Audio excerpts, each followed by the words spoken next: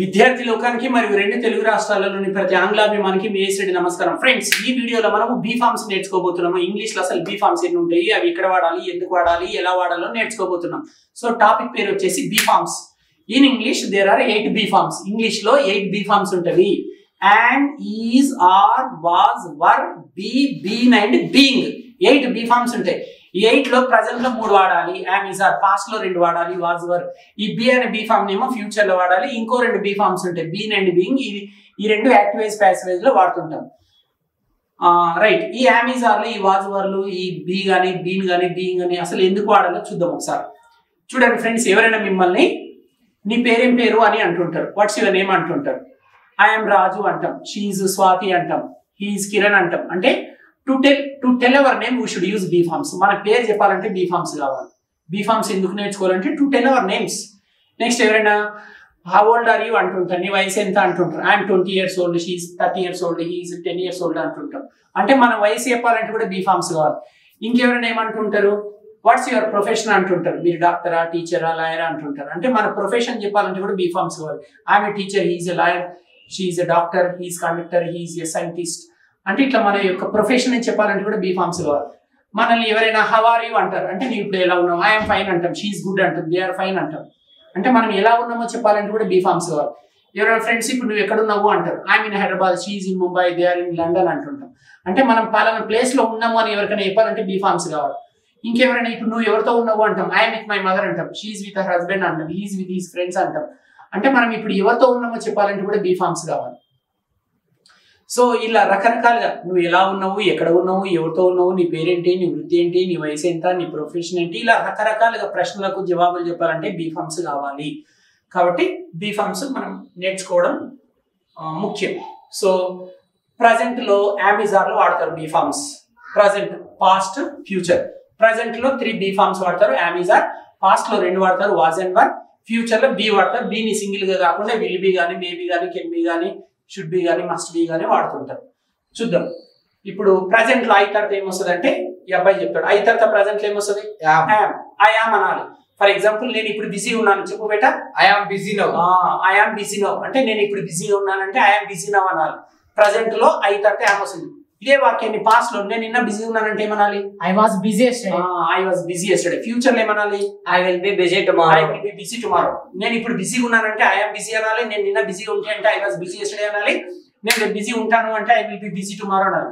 అంటే I am, I was, I will be. I am, I was, I will be. I అనే subject అయిపోయింది. Present లో am రావాలి, past లో was రావాలి, ఫ్యూచర్ లో విల్ బి. ఇప్పుడు వీ అనే సబ్జెక్ట్ తీసుకున్నాం. వీ అంటే మేము ఇప్పుడు బిజీగా ఉన్నాం. ప్రజెంట్ లో we are busy now. We వచ్చినప్పుడు ఆర్ వస్తుంది. మేము నిన్న బిజీగా ఉంటుంది, వి వర్ బిజీ యెస్టర్డే. మేము రేపు బిజీగా ఉంటాం, we will be busy tomorrow. I అయిపోయింది, వీ అయిపోయింది.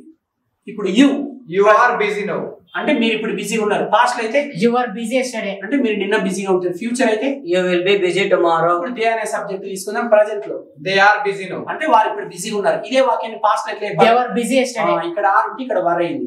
They are busy now, they were busy yesterday past కాబట్టి. ఫ్యూచర్ అయితే they will be busy tomorrow. Busy ఉంటారు అంటే they are, they were, they will be. ఇప్పుడు హీ అనే subject తీసుకుందాం. అతడు ఇప్పుడు బిజీగా ఉన్నాడు. He is busy now. అతడు ఇప్పుడు బిజీ ఉంటే హీ ఇస్ బిజీ నౌ అన్నారు. మరి పాస్ట్ లో అతడు నిన్న బిజీ ఉండే అంటే హి వాజ్ బిజీ యెస్టర్డే. చూసారా, అతడు ఇప్పుడు బిజీ ఉన్నాడు అంటేనేమో హీ ఇస్ బిజీ నౌ అనాలి. అతడు నిన్న బిజీ ఉండే అంటే హీ వాజ్ బిజీ యెస్టర్డే అనాలి. మరి అతడు బిజీగా ఉంటాడు అంటే he will be busy tomorrow. Right. So he is, he was, he will be. ఇప్పుడు షీ అనే సబ్జెక్ట్ తీసుకుందాం. ఆమె ఇప్పుడు బిజీగా ఉంది. She is busy now. ఆమె నిన్న బిజీగా ఉండే. She was busy yesterday. సరే, ఇక్కడ ఈజ్ వచ్చింది, ఇక్కడ వాజ్ వచ్చింది. She is busy now, she was busy yesterday. Future అయితే she will be busy tomorrow.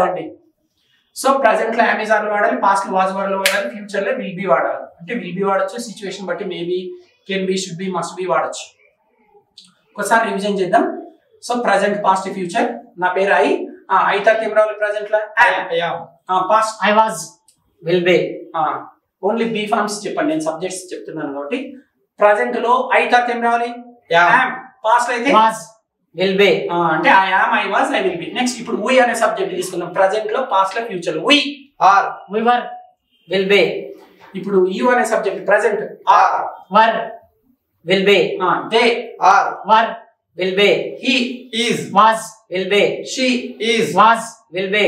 My friend, my is, was, will be. My friends, are, were, will B. Kiran is, was, will be. Kirti Was will be, my mother, is, was, will be, my parents, are, were, will be. చూశారండి.